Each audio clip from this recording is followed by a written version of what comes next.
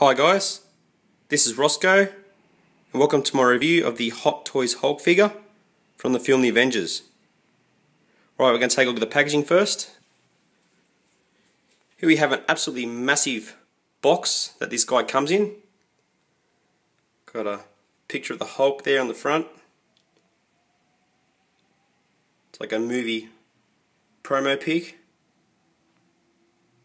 All the subtle detailing like the rest of the figures in the lineup came with. See that dot matrix style patterning. Nice bright green. We have the same glossy A metallic Avengers heading. And our Hot Toys Movie Masterpiece logo down the bottom.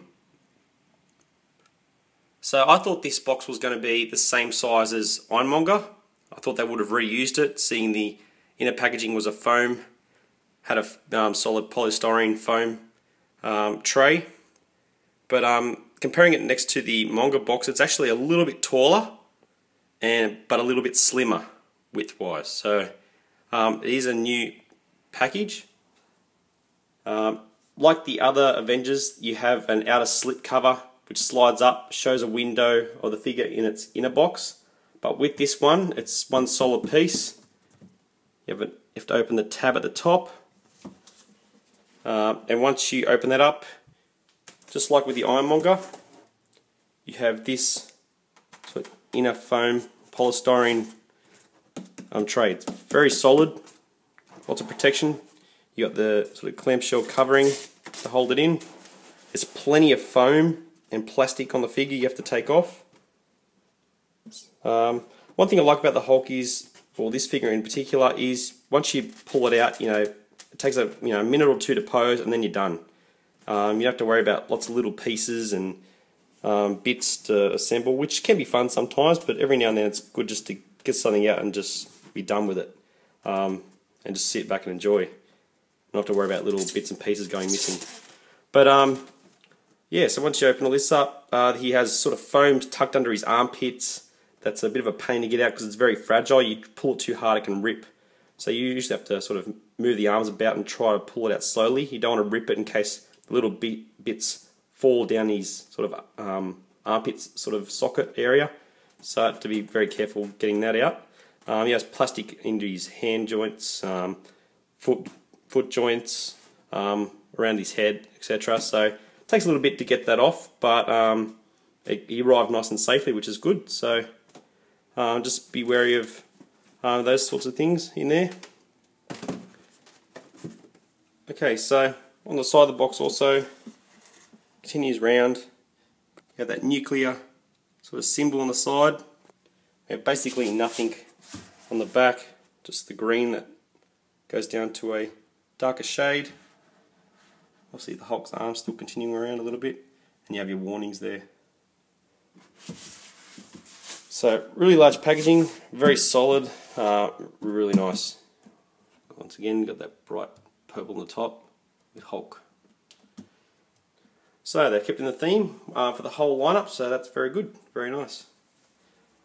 Accessories, we don't get much. We get our instruction sheet, which basically just tells you how to articulate the figure without causing damage. So have a quick look at that before you try and bending the arms. Of course, in certain ways they will not move and you could break it, so just make sure you pay attention and move it the right way once reading that. We get the only two accessories we really get are these two spare hands. Now these are the open hands. They have wire inside. Feel really big, nice and heavy and solid. So you can bend these to different positions you want. All the veins on it, the detailing, the shades, the grit and sort of, what's that orangey look around the nails, the green, looks really good. So that's what you get. They are very easy to pop on to the figure. So the clenched fists are easy to pop off and put on. I know from my Interbay Joker they were extremely difficult to get off. So I was a bit worried, how they would go on and off this figure, but they're very easy. You hardly have to pull it all, so that's very good. Alright, here we have the figure, guys. one of the most awesome figures I've got this year, without a doubt. Absolutely massive. You can only see so many reviews and think, yeah, I have to get that, and I can't wait to get it. But once you're in person, it's like, why did I wait? I should have got this earlier. Feels like I've waited ages for this to arrive. But by waiting, I got a good deal. Got it, you know, for $3.40 here in Australia, and obviously that changed a lot if you ordered later with the Aussie dollar dropping. But yeah, it's just absolutely awesome. Plus, also, I just recently sold some NECA figures that I forgot I owned.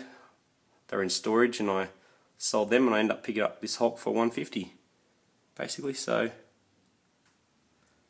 can't complain about that. Just all the different blemishes and veins, spotting. Absolutely incredible. Here we go, the head sculpt. Now look at that. I don't know how Hot Toys does it, but you cannot get a paint app and realistic sculpt like that on a statue. Not that I've seen anyway. Just, I don't know how they do it. I think it's a bit of a trade secret.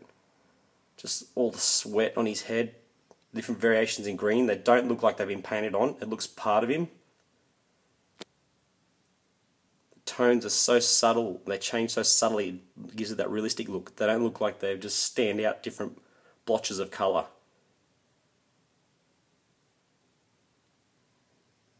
All the stubble. Blemishes in the ears, just inside them, just look so gross and cool. Look at that face, the teeth. Oh man, it's just so nice. Ever since I started collecting Hot Toys in 2007, I've been wanting Hot Toys to do a Hulk for years and years. You know, I'd post comments, or when they got their Facebook account up, I'd put stuff on their Facebook account saying you need to do a Hulk, along with lots of other people, mind you. But after all this time, you know, Avengers movie came out, and that my hopes got up a lot more, because thinking they had to do it. And here he is, after all this time. So nice. Just the teeth look so real, the gums. That. Just around his neck. The veins, the hair. Hair looks well done. It's not blotchy. Picks up that look he had in the film. All the muscles. As I was saying before, you can only see so many reviews, and it just doesn't show it how it is in person. Like, I was excited for it, but in person I was like, wow. Just the shape of him. I have him hunched over in a sort of hunched over pose, like he was throughout most of the film. I think they might have advertised him as 16.5 inches on the site. I can't remember quite frankly, but I think I stood him up really tall without crunching, and I think he was about 18 to 18.5 inches when I measured.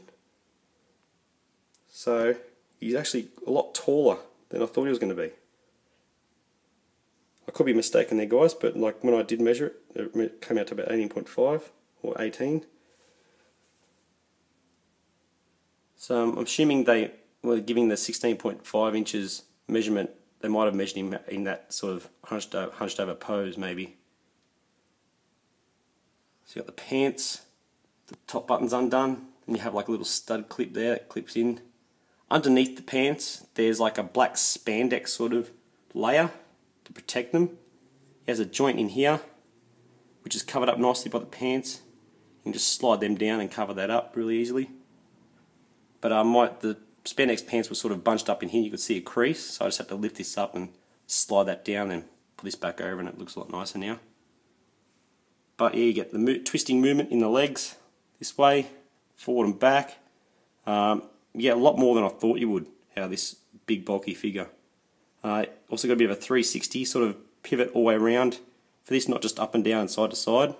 It's like sort of tilt as well, because it's on a ball joint, goes into like a cup socket in the foot. In the hips, obviously forward and back, out and in. You can, with the hip area, you can sort of tilt that sort of side to side like this, front and back, and get a bit of a twist as well. The shoulder sort of articulation, you can sort of see a crease there.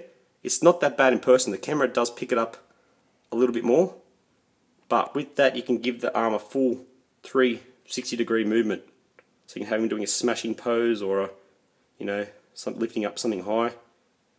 I'm glad they went for a seamless rubber jointed elbow. Of course, I think if we had a joint in there, it would have just been too many joints. So they found a happy medium, which is really good. Just the girth of this thing is absolutely massive. You can sort of hear it click when you find a spot. Click it back. So here's a bit of a noisy figure when you're moving it.